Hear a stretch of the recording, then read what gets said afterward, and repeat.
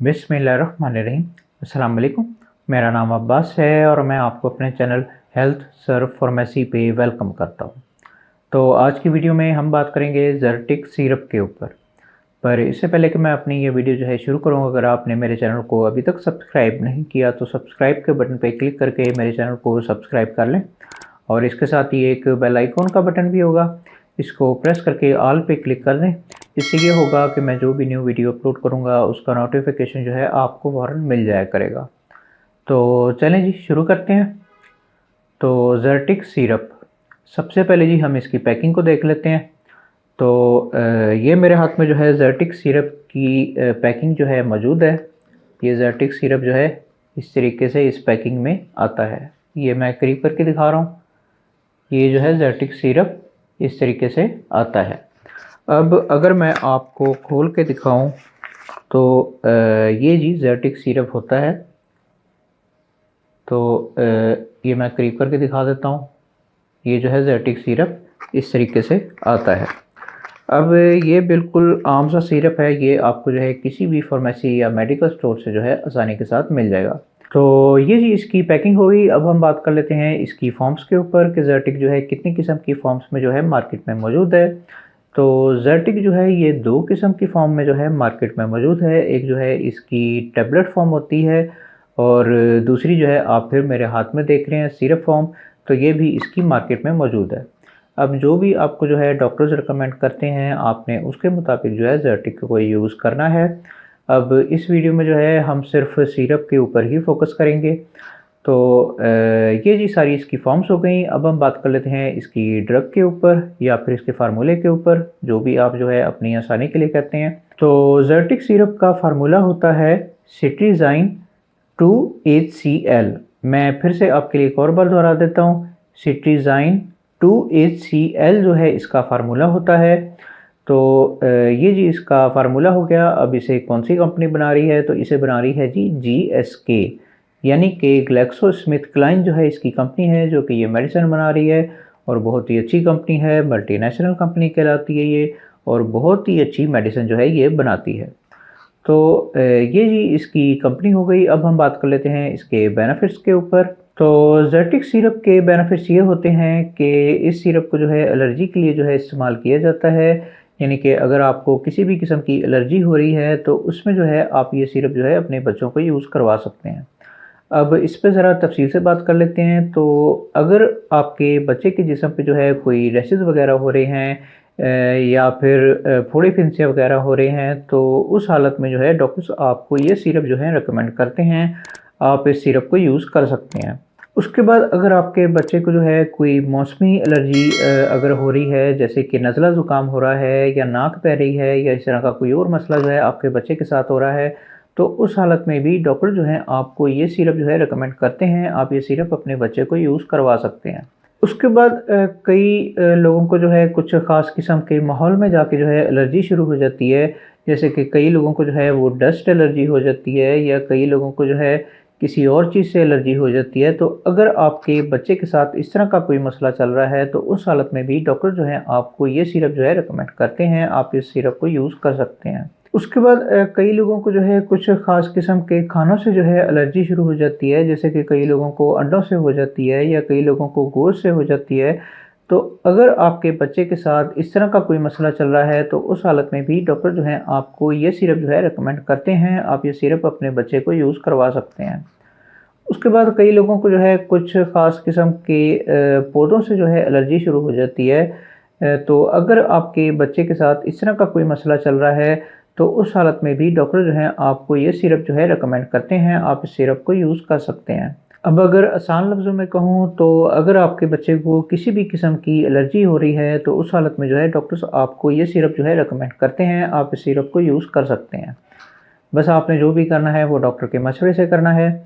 तो ये सारे जो हैं इसके बेनिफिट्स हो गए। अब हम बात कर लेते हैं इसके यूजेस के ऊपर। तो ज़र्टिक सिरप के यूजेस ये होते हैं कि इस सिरप को जो है 2 साल से 12 साल के दरमियान जो बच्चे आते हैं उनमें जो है इस सिरप को डॉक्टर्स आपको रिकमेंड करते हैं। अब हमेशा की तरह मैं आपको वही नसीहत करूँगा कि जो अपनी हर वीडियो में करता हूँ कि बराए मेहरबानी खुद डॉक्टर ना बने, डॉक्टर को अपना काम करने दें। जब तक डॉक्टर आपको ये सिरप जो है रेकमेंड नहीं करते उस वक्त तक आप इस सिरप को जो है अपने बच्चों को यूज़ ना करवाएं। खुदारा अपने आप पे और अपने प्यारों पे रहम किया करें। डॉक्टर के मशवरे के बगैर कोई भी मेडिसिन जो है यूज़ ना किया करें। कई लोग जो हैं वो किसी भी फार्मेसी या मेडिकल स्टोर पे चले जाते हैं और इस सिरप को परचेज़ करके जो है वो यूज़ करना शुरू कर देते हैं। तो ये तरीका जो है बिल्कुल गलत है। डॉक्टर बेहतर जानता है कि आपके लिए कौन सी मेडिसिन जो है कौन सी हालत में ज़्यादा बेहतर है। तो इसलिए हर मेडिसिन जो है वो डॉक्टर के मशवरे से ही यूज़ किया करें। मैं यहाँ पे फिर से दोहरा रहा हूँ कि मेरा काम सिर्फ आपको इन्फॉर्मेशन देना है, जो असल काम होता है वो डॉक्टर का ही होता है। इसलिए बराए मेहरबानी हर मेडिसिन जो है वो डॉक्टर के मशवरे से ही यूज़ किया करें। अब अगर आपकी समझ में आ जाए तो अच्छी बात है जी। तो ये सारे जो हैं इसके यूजेस हो गए। अब हम बात कर लेते हैं इसकी डोजेस के ऊपर। अब ज़र्टिक सिरप की डोजेस जो हैं वो आपके बच्चे की बीमारी के ऊपर जो है डिपेंड करती हैं। जिस तरह कि आपके बच्चे की बीमारी होगी तो उसके मुताबिक जो है डॉक्टर्स आपको इसकी डोजेज जो है रेकमेंड करेंगे। अब इसकी नॉर्मल डोज़ जो है वो दिन में 1 मरतबा यानी कि वंस अ डे के तौर पे या फिर 2 मरतबा यानी कि ट्वाइस अ डे के तौर पे डॉक्टर्स आपको इसकी डोज़ेज जो है रेकमेंड करते हैं। अब दूसरा ये कि बेहतर है कि इस सिरप को जो है आप अपने बच्चे को रात को सोने से पहले जो है यूज़ करवाएँ, क्योंकि इसमें जो है गनूदगी होती है। तो बेहतर यही होता है कि सोने से पहले जो है इस सिरप को आप जो है अपने बच्चों को यूज़ करवाएँ। अब मिसाल के तौर पे आपके बच्चे की हालत जो है कुछ ज़्यादा सीरियस है तो फिर उस हालत में जो है डॉक्टर आपको इसकी ज़्यादा डोजेज़ भी रेकमेंड कर सकते हैं, पर वो सब कुछ जो है डॉक्टर के ऊपर है। अगर डॉक्टर आपको ये कह रहा है कि आपको इसकी ज़्यादा डोजेज़ जो है यूज़ करनी चाहिए तो तभी आपने इसकी ज़्यादा डोजेज़ जो है यूज़ करनी है, वरना जो इसकी नॉर्मल डोज़ है वही जो है आप यूज़ करें, वही ज़्यादा बेहतर है। तो ये जी सारी इसकी डोजेज़ हो गई। अब हम बात कर लेते हैं इसके कॉन्ट्राइंडिकेशंस के ऊपर या फिर इसके प्रिकॉशंस के ऊपर, यानी कि वो बच्चे जो कि इस सिरप को जो है यूज़ नहीं कर सकते। तो सबसे पहले अगर आपके बच्चे को जो है इसके फार्मूले से किसी किस्म की एलर्जी है तो उस हालत में जो है आप ये सिरप जो है अपने बच्चों को यूज़ नहीं करवा सकते। उसके बाद अगर आपके बच्चे को साँस वगैरह का कोई मसला हो रहा है, यानी कि साँस लेने में मुश्किल होती है, तो उस हालत में भी आप ये सिरप जो है अपने बच्चे को यूज़ नहीं करवा सकते। उसके बाद अगर आपके बच्चे को गुर्दों वगैरह का कोई मसला है, यानी कि गुर्दों वगैरह में कोई पथरी है या इस तरह का कोई और मसला जो है आपके बच्चे के साथ हो रहा है, तो उस हालत में भी आप ये सिरप जो है अपने बच्चे को यूज़ नहीं करवा सकते। उसके बाद अगर आप ये सिरप जो है अपने बच्चे को यूज़ करवा रहे हैं और आप ये भी सोच रहे हैं भाई कि कोई और भी एंटी एलर्जी सिरप जो है वो भी साथ में यूज़ करवा लिया जाए, तो इस तरह का काम भी आप नहीं कर सकते।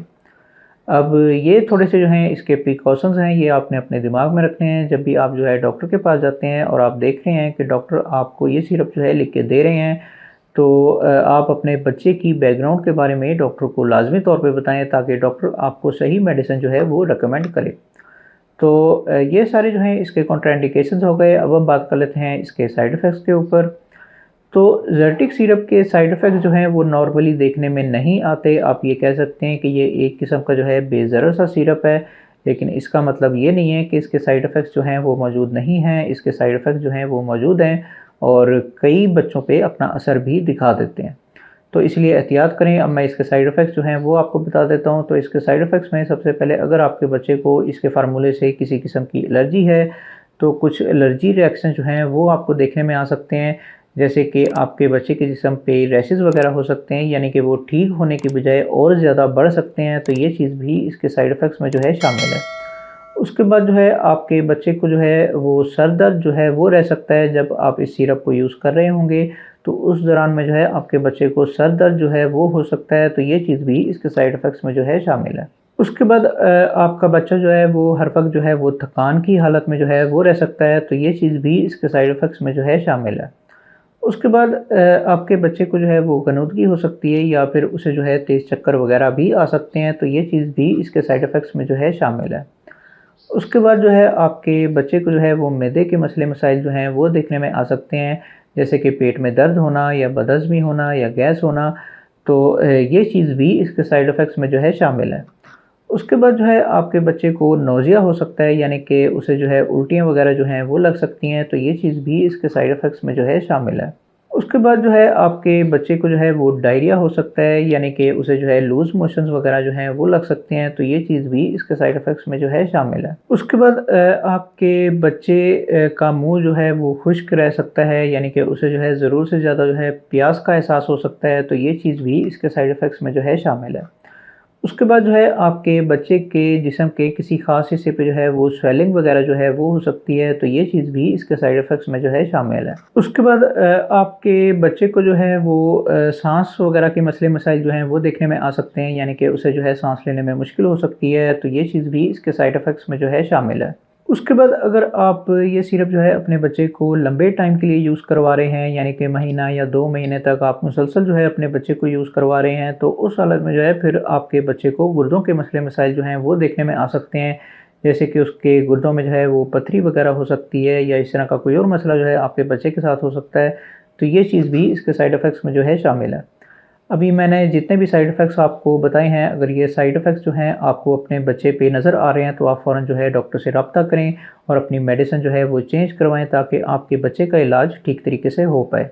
और इन सारे साइड इफ़ेक्ट्स की वजह से ही मैं आपसे हर वीडियो में गुजारिश करता हूँ कि बराए मेहरबानी डॉक्टर के पास चले जाया करें, डॉक्टर से मेडिसिन लिखवा लिया करें। जब तक डॉक्टर आपको ये मेडिसिन जो है लिख के नहीं देते, उस वक्त तक आप ये सिरप जो है अपने बच्चों को यूज़ ना करवाएं। खुदा अपने आप पे और अपने प्यारों पे रहम किया करें, डॉक्टर के मशवरे के बगैर कोई भी मेडिसिन जो है यूज़ ना किया करें। अब अगर आपकी समझ में आ जाए तो अच्छी बात है जी। तो ये सारे जो हैं इसके साइड इफ़ेक्ट्स हो गए। अब हम बात कर लेते हैं इसकी प्राइस के ऊपर कि मार्केट में आजकल इसकी कीमत जो है वो क्या चल रही है। तो जबकि मैं ये वीडियो बना रहा हूँ तो इसकी एक सिरप की कीमत है ₹123, यानी कि 123 रुपीज़ में जो है ये सिरप आपको किसी भी फार्मेसी या मेडिकल स्टोर से जो है आसानी के साथ मिल जाएगा।